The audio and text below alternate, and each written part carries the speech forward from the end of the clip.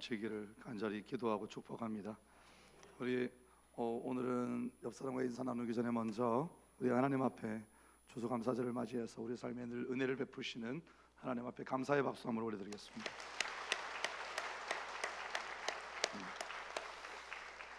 이제 옆에 분과 인사하시겠습니다. 사랑합니다.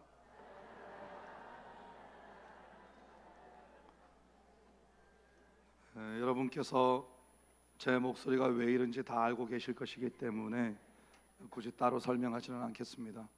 오늘 조금 양해해 주시고, 그래도 제가 준비한 설교의 내용은 다 하고자 합니다. 은혜로 받아주시기 바랍니다.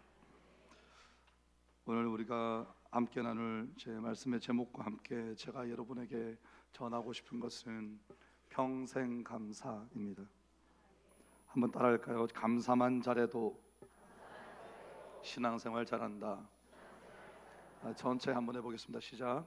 감사만 잘해도 신앙생활 잘한다. 아멘.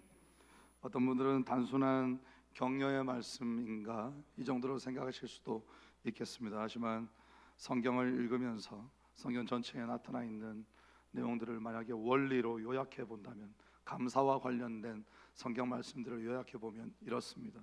감사만 잘해도 신앙생활 잘한다. 하나님께서 우리를 지켜주시고 공급하시고 또 우리를 향한 완전한 계획을 가지고 계시기 때문에 우리는 어떤 상황에서도 감사할 수 있기 때문입니다. 오늘 레위기 22장 29절부터 31절 말씀을 통해서 하나님께서 기뻐 받으시는 감사가 어떤 것인지, 그리고 어떻게 평생을 감사로 살아갈 수 있는지 함께 살펴보겠습니다. 우리가 감사를 깊이 이해하려면 먼저 그 반대인 원망과 불평이 우리에게 어떤 영향을 미치는지 알아야 합니다. 구약 성경에도 원망이라는 단어가 많이 등장합니다. 특별히 출애굽할 때 많이 등장하죠. 하나님의 백성들이 얼마나 쉽게 원망의 함정에 빠지는가를 보여주는 대목입니다. 고린도전서 10장 10절 말씀에 바울 사도는 우리에게 아주 강력한 경고를 하는데 우리 함께 읽어보겠습니다. 그들 가운데 어떤 사람들이 원망하다가 멸망시키는 자에게 멸망하였나니 너희는 그들과 같이 원망하지 말라. 아멘.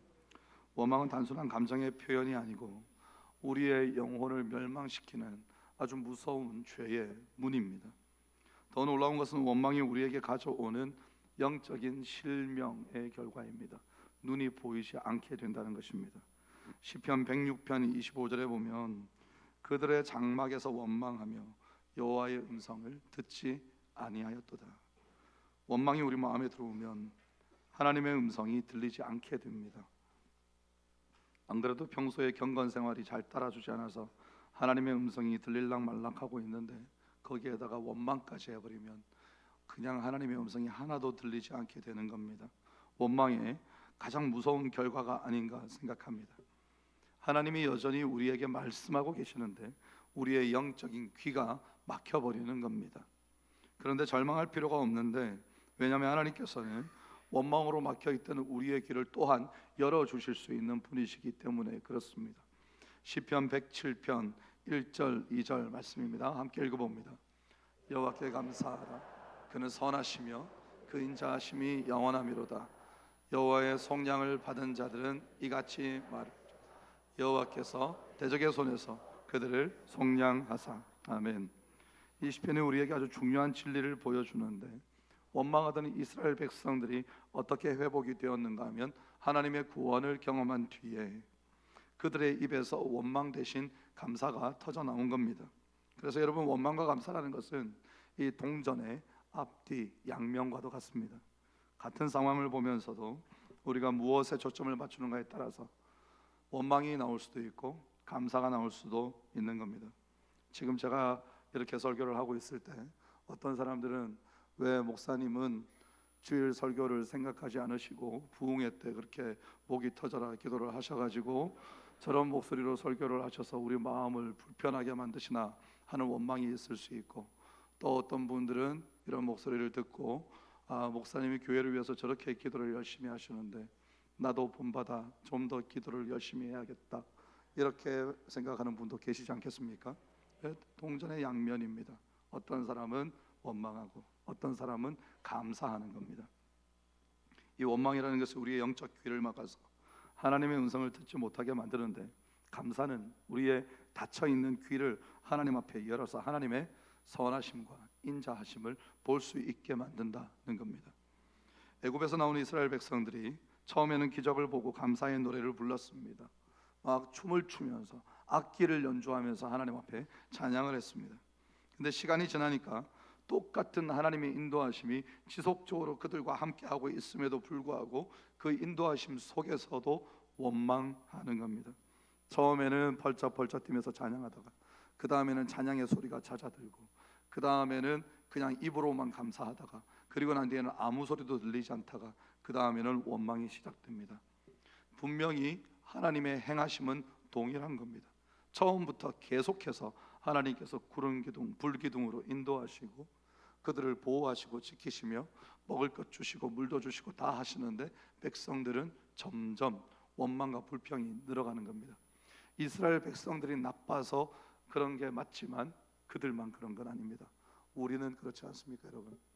우리도 하나님께서 동일한 은혜를 계속 주시면, 오늘 이 예배가 여러분의 인생의 몇 번째 예배인지 모르겠습니다만, 여러분은 처음 주님을 만났을 때의 그 은혜, 그 감격, 그 구원의 기쁨 지금도 가지고 계십니까? 만약에 그때의 감격과 은혜를 잃어버리고 오늘은 오늘의 예배로서 그냥 나와서 예배드리고 간다, 이렇다면 여러분은 이미 동일하게 역사하시는 하나님의 은혜가 늘 내 삶 가운데 있음에도 불구하고 처음의 감사와 감격은 사라진 겁니다. 그리고 오늘은 그냥 예배니까 나온 거죠. 그러면 안 됩니다. 하나님께서는요, 우리와 처음 만났던 날을 기억하십니다. 우리와의 신혼을 기억하신다 그랬습니다. 하나님이 이스라엘 백성들에게 신혼이 언제라고 말씀하셨는지 아십니까? 시내산에서 언약을 맺었을 때 결혼을 하셨고, 광야 생활 40년 동안에 하나님께서는 이스라엘 백성들과 내가 신혼을 보내었다, 이렇게 말씀하셨습니다. 이스라엘 백성들은 그때 어떻게 하고 계셨죠? 원망하고 불평하고.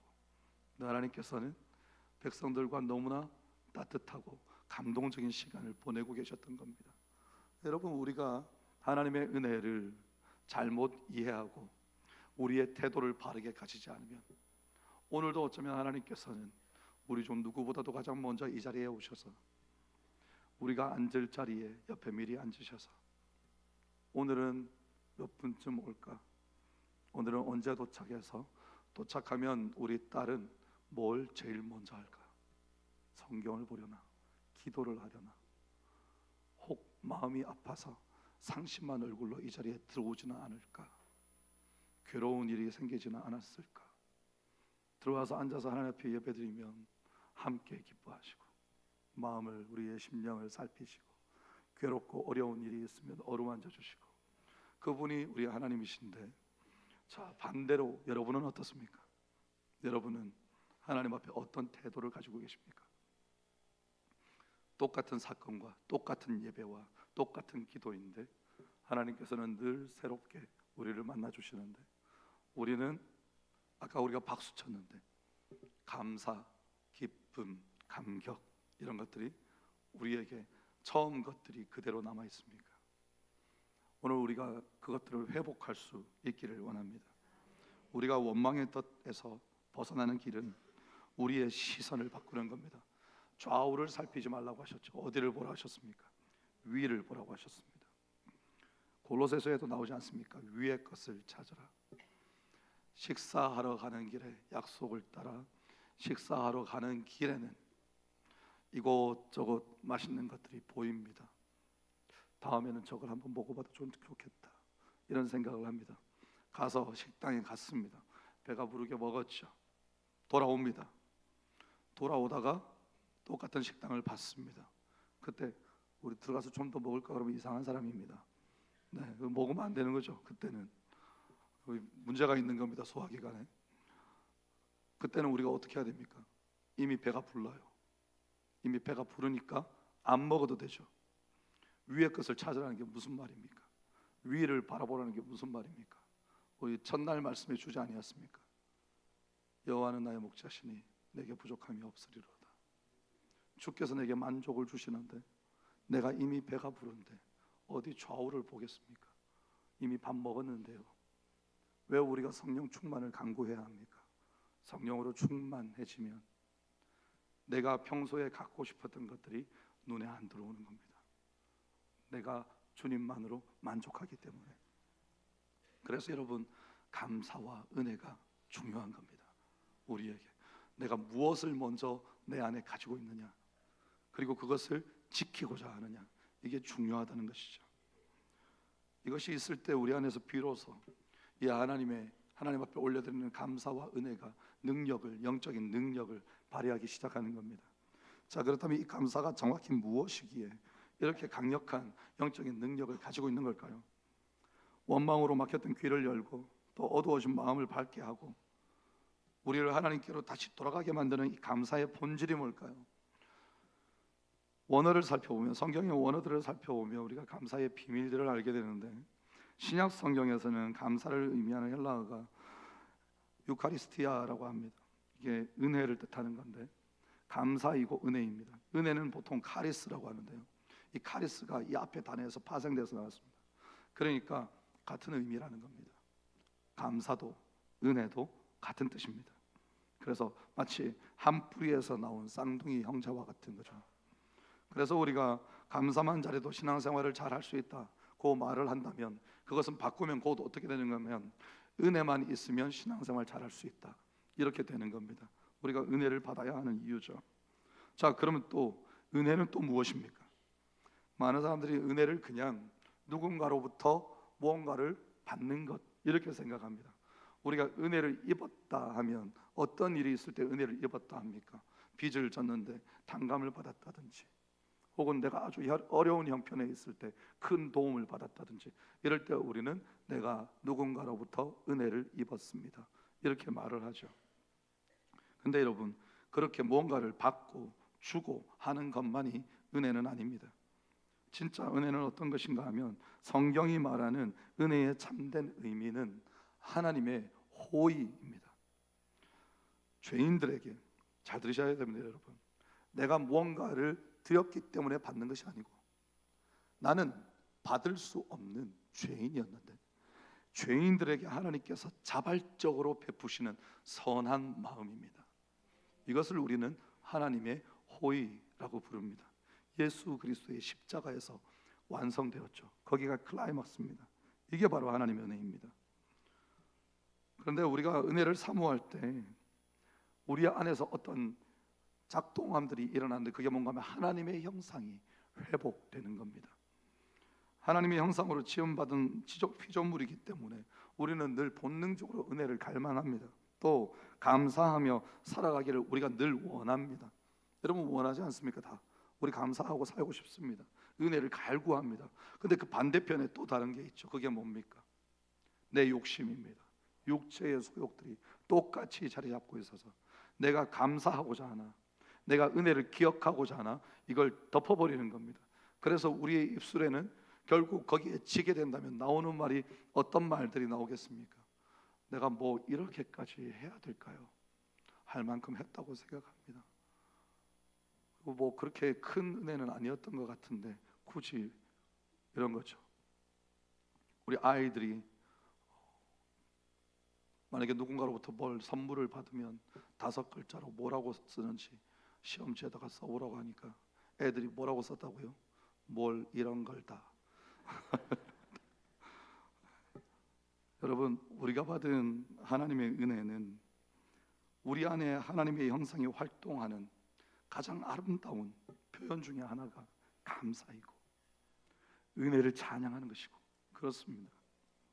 자, 그러면 우리가 도대체 어떻게 하면 이런 감사를 할 수 있을까요? 많은 성도들이 감사하고 싶지만 현실의 어려움 앞에서 막혀버리는 경험을 합니다. 이것은 우리의 시야와 관련된 문제입니다. 대부분의 사람들이 감사할 수 있을 만한, 감사할 만한 일이 생겼을 때만 감사합니다. 좋은 일이 일어나면 감사하고 어려운 일이 닥치면 원망하고 불평합니다. 이런 것을 예수님께서 누가 하는 거라 그랬냐면 세상 사람들이 하는 거다. 기도할 때에도 사람들 앞에서 기도하기를 좋아하고 중언부언하고 아무런 말이나 하는 기도, 그거 이방인들이 하는 기도다. 너희는 그렇게 기도하지 말아라 말씀하셨습니다. 여러분, 세상 사람들에게 있어서는 이게 너무 자연스럽죠. 좋은 일이 있으면 찬양하고 감사하고, 또 나쁜 일이 있으면 슬퍼하고 곡하고 욕하고 불평하고, 너무 당연한 거 아닙니까? 인간적인 반응이죠. 근데 성경이 가르치는 감사는 그것보다 수준이 훨씬 높습니다. 데살로니가전서 5장 18절에 보면 우리 다 아는 내용이죠. 범사에 감사하라. 감사의 시야를 근본적으로 넓혀야 된다는 말입니다. 감사의 시야가 넓어질 때 우리가 감사할 것이 없는 절망적인 환경 가운데서도 감사의 조건들이 보이기 시작하는 건 아닙니까? 우리 교회가 아주 큰 어려움을 당했다 생각해 봅시다. 그래서 이 예배 시간에 온 성도들이 다 침울하게 절망과 좌절 가운데 앉아 있습니다. 아무도 나서려고 하지 않습니다. 누구도 무슨 말조차 하지 않습니다. 근데 어떤 분이 일어났습니다. 용기를 내서 일어나서, 여러분, 제가 여러분을 위해서 기도해도 될까요? 기도를 시작합니다. 하나님, 연약한 인생을 하나님이 사랑하셔서 인생의 어려움과 역경 가운데서도 우리 공동체가 무너지지 않고 오늘도 변함없이 하나님을 바라보게 해주시니 감사합니다. 누군가가 이렇게 기도한다면 여러분 지금 마음이 어떻습니까? 막 변화가 되고 뜨겁고, 맞아, 그렇게 해야지, 아무도 못하더라도 내가 그래야지, 그런 겁니다. 여러분, 믿음의 사람은 원망과 불평과 좌절과 쓰러질 수밖에 없는, 공동체가 와해될 수밖에 없는 그런 환경 가운데서 어디를 바라본다고요? 하나님을 바라봅니다. 하나님이 이런 일을 허락하신 데에는 이유가 있을 거다. 그리고 사실은 그보다 먼저, 그보다 앞서 우리가 생각하고 있어야 되는 것은 우리의 죄 때문입니다. 우리의 죄 때문에 이런 일이 생긴 겁니다. 그래서 회개하고, 그럼에도 불구하고 이 좌절 가운데 우리를 버려두지 않으시는 하나님을 기억하고, 건지실 하나님을 기대하며, 그리고 앞서 감사하는 것입니다. 아무런 일도 일어나지 않았지만 사실은 하나님께서 지금 우리 예배 시작할 때 무슨 찬송하죠? 주가 일하시네. 주님께서는 변함없이 계속해서 일하고 계시기 때문입니다. 그래서 우리는 감사할 수 있습니다.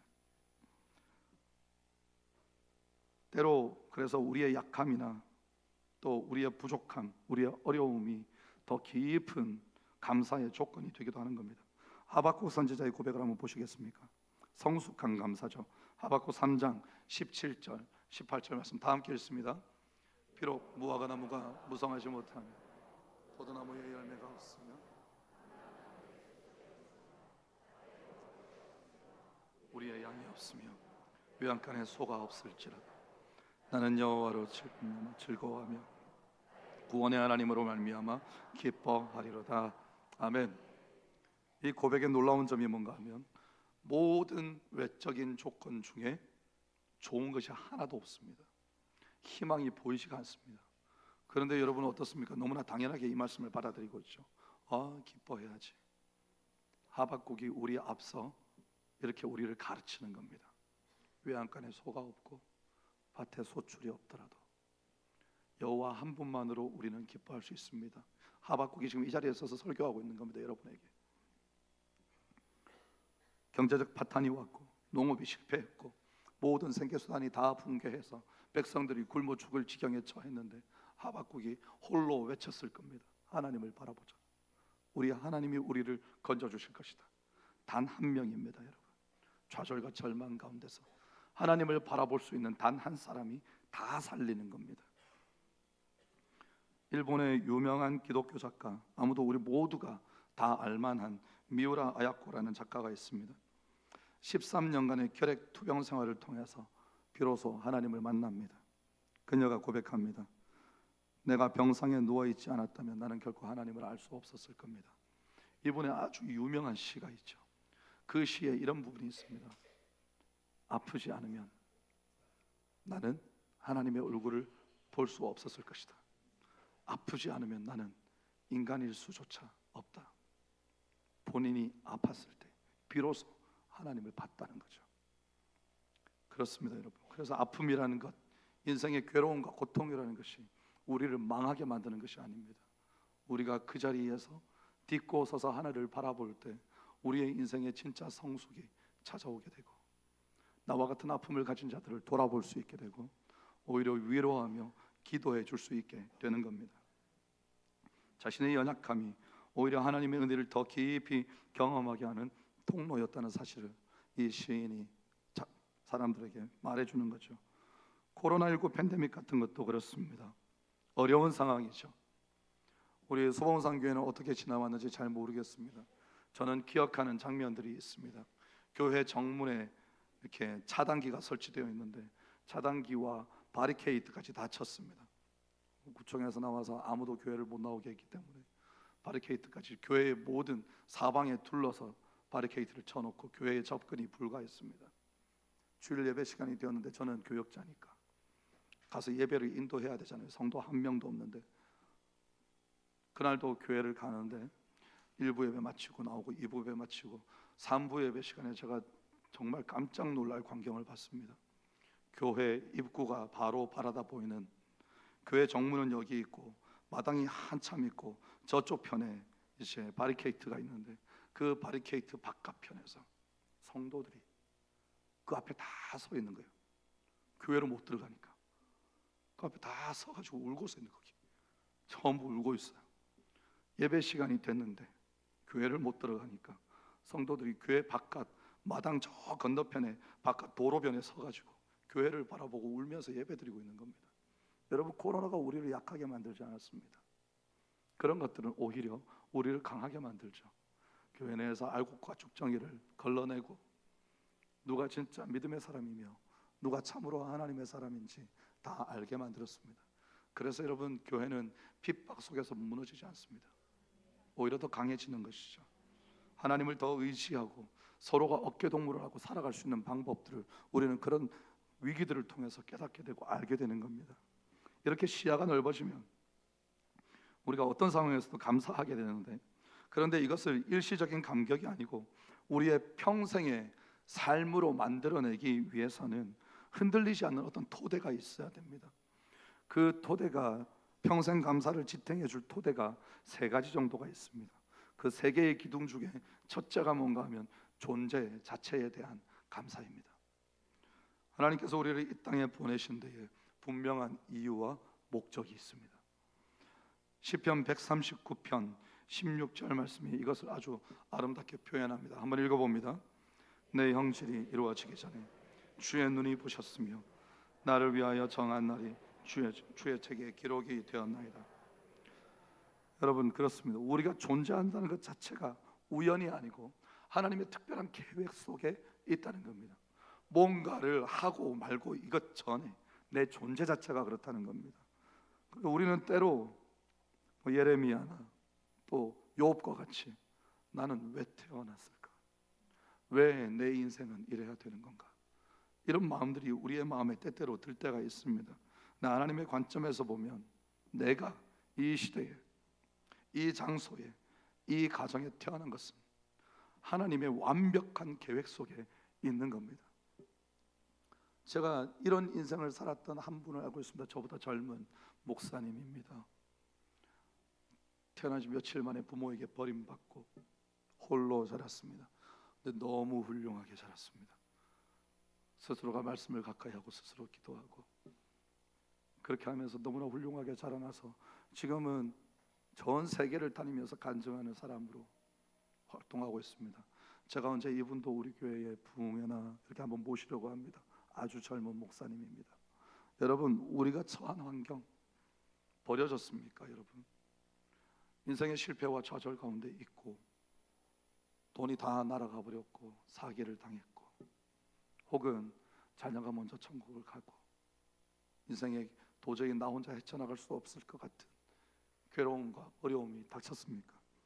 그럴 때 우리가 기억해야 되는 것은 하나님께서 우리를 이렇게 인도하신 데는 다 하나님의 섭리가 있을 것이다. 그 전에 우리가 뭘 기억해야 된다고요? 내가 본래 이런 은혜를 받을 수 없는 죄인이었다. 먼저 기억하고, 그럼에도 불구하고 하나님의 은혜가 오늘도 나를 인도하고 있다. 나를 기필코 건져내실 것이다. 그리고 나로 말미암아 더 많은 이들이 복을 얻게 될 것이다. 이것을 우리가 늘 기억하는 거 아닙니까? 또 우리가 기억해야 될 것은 구원받은 것에 대한 감사입니다. 여러분, 거듭났다는 것은 완전히 새 사람이 되었다는 것인데, 고린도후서 5장 17절 말씀에 보면 함께 읽어봅니다. 그런즉 누구든지 그리스도 안에 있으면 새로운 피조물이라. 이전 것은 지나갔으니 보라 새 것이 되었도다. 아멘. 거듭난 영혼에게 영적인 왕성함이 있어서 하나님의 말씀과 기도를 자연스럽게 사모하게 됩니다. 또 기도가 짐이 아니라 기쁨이 되고요. 이런 변화입니다. 이런 변화 자체가 우리가 하나님의 사람이라는 확실한 증거이고 또 평생토록 감사할 조건이 된다는 겁니다. 우리 남자분들은 우리 교회의 청년들 중에도 여성 청년들 중에도 군인들이 있는데요. 저는 11개월 만에 첫 휴가를 나왔습니다. 제가 휴가 나올 타이밍에 강릉에 무전공비가 침투했어요. 그래서 휴가를 못 나오고 11개월 만에 처음 휴가를 나왔는데 제가 집으로도 가지 않고 친구 만나러도 가지 않고 교회로 왔습니다. 왜 교회로 왔는가 하면 우리 부대에 교회가 없었습니다. 예배를 드릴 수가 없었어요. 11개월 동안 혼자 예배 드렸습니다. 저는 머리를 깎는 깍새였는데 머리를 언제 깎아요? 여러분, 군인들이 주일날 깎아요. 주일날 아침에. 어디 예배를 드리러 갑니까? 그래서 교회 가기 전에 맞고 갔다 와서 맞고 그랬습니다. 나중에 제가 교회를 개척했거든요. 군부대에서 교회를 개척한 다음에, 그때 청년이었는데 하나님이 교회를 개척하게 하셨어요. 부대 내에 교회를 만들었습니다. 교회 가기 전에 혼나고 갔다 와서 혼나고 그렇게 군생활을 합니다. 첫 휴가를 나왔는데 예배당에 들어왔습니다. 계단을 올라오면서 본당에 들어가는 계단, 저 문을 끽 하고 열고 들어와서 저벅 걸어와서 이 의자, 장의자에, 나무로 된 장의자에 털썩 주저앉는 그 감촉, 모든 것이 다 너무 그리웠습니다. 이 의자의 옆에 있는 이 난간을 쓰다듬으면서 얼마나 울었는지 모릅니다. 11개월 동안 이 의자에 앉지 못했거든요. 너무나 예배드리고 싶었는데. 여러분, 우리가 이건 태도죠, 태도. 네. 무언가를 감사할 수 있고 없고의 문제는 우리의 태도입니다. 어떤 사람들은 군대 가서 신앙을 버립니다. 어떤 사람들은 청년이 되면, 대학교 가면 교회를 떠납니다. 그 태도죠. 그 태도는 또 어디로부터 올까요? 배움에서부터 옵니다. 어디로 배웁니까? 눈으로 보고 배웁니다. 그래서 우리의 태도가 중요한 겁니다. 신앙의 계승이 그래서 중요한 겁니다. 보여주는 것이죠. 구원받은 것에 대한 감사, 감격, 이런 것들이 우리에게 있기 위해서 노력해야 하고 가르쳐야 되고, 그들도 그런 은혜를 기억하고 그 감격을 가지고 있게 하기 위해서 우리가 애써야 되는 것이죠. 또 하나는 성장하고 있음에 대한 감사입니다. 베드로후서 1장 5절 7절 말씀해 보면, 그러므로 너희가 더욱 힘써 너희 믿음의 덕을 덕의 지식을 지식의 절제를 절제의 인내를 인내의 경건을 경건의 형제 우애를 형제 우애의 사랑을 더하라. 영적인 성장은요, 갑자기 이루어지는 게 아닙니다. 점진적이고 지속적으로 하는 거죠. 1년 전보다 조금 더 나아지고, 어제보다 오늘 조금 더 나아지고, 오늘 회개하고 내일 조금 더 나아지고, 어떤 괄목할 만한 성장이나 변화가 있어야만 그 사람이 새 사람이 된 게 아닙니다. 내가 핸드폰 하던 시간을 2시간 하다가 1시간 반으로 줄이겠다고 선언하면 놀라운 일이죠. 그 30분이 얼마나 귀한데, 뭔가를 스스로가 오늘부터는 나 좀 일찍 일어날래, 놀라운 일이죠. 네. 스스로가 그런 걸 한다는 게 대단한 겁니다. 우리는 영적인 성장이 그냥 번개불에 콩고 먹듯이 그냥 오당탕쾅탕 해가지고 갑자기 사람이 변하고 이런 일들이 있어요. 분명히 있습니다. 그런데 자주 있지 않습니다. 하나님의 주권적인 역사는 그렇게 자주 있지 않습니다. 하나님께서는 항상 우리의 삶을 통해서 지켜보시면서, 기다리시면서, 어려움 가운데 성숙해 나가면서 씨앗이 뿌려지고 자라고 꽃을 피우고 열매를 맺고 다 기다리시는 겁니다. 그리고 난 다음에 나중에 우리의 삶 전체를 통해서 영광 받으시는 거죠. 그래서 여러분, 더디고 작은 변화일지라도 우리 안에서 역사하시는 성령님의 놀라운 작품임을 믿으시기 바랍니다. 레위기가 가르치는 감사의 원리 중에 우리가 꼭 기억해야 될 것이 있는데, 그게 뭔가 하면 공동체와 함께하는 감사라는 겁니다. 우리도 공동체와 함께하는 감사를 하죠. 지난 금요일에도 감사했고, 수요일에도 목요일에도 감사했습니다. 또 오늘 중식도 그렇고요. 이거 다 우리의 감사입니다. 여러분, 너무나 놀랍게도 우리 교회는 감사가 밀려 있습니다. 줄을 서 있어요. 그래서 장례식이 엊그제였고, 또 결혼식이 지난 또 토요일이었는데 이번 주에 당장 못합니다. 왜냐하면 감사하고 싶은 사람들이 줄 서 있어요. 3달, 4달 줄 서 있습니다. 너무 감사하죠. 어떤 데는 사람들이 감사할 줄 몰라가지고 감사하지 않는데, 우리 교회는 그런 건 너무 좋은 것 같습니다. 이 공동체와 함께하는 감사가 레위기의 제사법의 감사제에서 나타나지 않습니까? 어떻게 나타나는가 하면, 바쳐드린 제물을 그날 다 먹어야 됩니다. 소를 드렸든 양을 드렸든 뭘 드렸든 그날 다 먹어야 돼요. 먹을 수 있나요? 못 먹습니다, 여러분. 그래서 어떻게 먹으라고 했습니까? 이웃과 함께 나누어라. 하루 안에 다 먹어야 됩니다. 여러분, 우리 장바 와가지고 냉장고에 넣는 거, 그런 거 가지고 죄책감 가지지 마세요. 그 말 하는 거 아닙니다. 지금 뭐 말하는 거죠? 우리의 인생에 특별한 감사할 만한 일이 생겼을 때 감사하라는 겁니다. 어떻게 해요? 이웃과 함께, 공동체와 함께 감사하라는 거죠. 특별한 일이 있었을 때, 그럴 때조차 꽁꽁 싸가지고 냉장고에다 다 집어넣어놓고 냉동실에다 얼려놓고 시시때때로 나 혼자 앉아서 먹고 누구한테 나누지도 않고 이렇게 지나가 버리면 하나님께서는 그 감사를 받지 않으십니다. 그래서 오늘 감사의 조건에 보면 뭐가 있나 하면, 하나님이 기쁘게 받으심이 되도록, 이게 있는 겁니다. 여러분, 우리의 감사는 하나님이 기쁘게 받으심이 되도록 올려지는 감사여야 합니다. 또 이 감사에 아주 중요한 조건이 있는데 즉각성입니다. 즉각성과 지속성이 필요한데, 즉각성이 뭔가 하면 감사할 만한 일이 일어났을 때 바로바로 감사해야 된다는 겁니다. 그때 그냥 잊어버리고 몇 달이 지난 다음에 근데 우리 그때 그거 감사 안 하지 않았나, 이러면 안 됩니다. 여러분, 바로 감사하십시오. 하나님 앞에 이웃과 함께 바로 감사해야 되는 겁니다. 그렇게 감사하면, 감사를 미루면 효력이 떨어지는데, 감사를 하면 우리에게서 그 진정성과 능력이 발휘되고 우리의 가정이 하나님 앞에서 더 굳건하게 세워지는 걸 모두가 함께 느끼게 됩니다. 저 가정에 하나님께서 함께 하시는구나, 이걸 온 성도가 다 알게 되는 거죠. 반대로 원망은 원망을 낳고 원망의 눈으로 세상을 바라보면 불평거리만 늘어나는데, 감사하게 된다면 어떤 효과가 있습니까? 여러분, 성도들 앞에서 내가 하나님 앞에 감사를 고백했습니다. 앞으로 계속 감사해야 되는 겁니다. 왜냐하면 늘 감사하다가 이런 일로 감사하고 저런 일로 감사하다가 원망을 해보십시오. 그러면 당장 보기에 믿음이 떨어져 보이죠. 여러분, 선포는 그래서 하는 겁니다. 제가 그래서 가장 그런 두려움이 많은 사람입니다. 왜 그렇습니까? 저는 성도들 앞에서 성경을 가르칩니다. 이게 무슨 뜻인지 아십니까? 여러분들은 제가 그렇게 살고 있다고 착각하실 수 있습니다. 근데 제가 가르치는 대로 제가 다 살지 못합니다. 그러면 여러분은 늘 저를 바라볼 때마다, 우와, 우리 목사님이 이러고 바라보시는데 제 마음속에 제 마음은 어떨까요? 하나님, 제가 이래가지고 목회하겠습니까? 내가 말하는 그 10가지 중에 절반이나 내가 지키고 있으면 기적인데, 성도들한테 이거 하나하나 나는 이거는 잘하고 이거는 못하고 이거는 하고 있고 이렇게 설교할 수도 없고 어찌하면 좋습니까? 여러분, 그럴 때 무엇이 저에게 올무이자 저를 이끌어가는 힘이 됩니까? 이 설교 자체가 제게 힘이 되는 겁니다. 왜냐하면 제가 말해버렸기 때문에, 제가 가르쳤기 때문에. 여기 교사 계십니까? 여기 성가대가 앞에서 찬양하지 않습니까? 성가대가 찬양하는데 우리 모든 성도들이 보기에 성가대원 중에 누군가가 전혀 행실이 정말 저분이 저기 서면 안 되는 거 아닌가 하는 분이 여기는 한 분도 없어요. 그렇죠? 한 분도 없어요.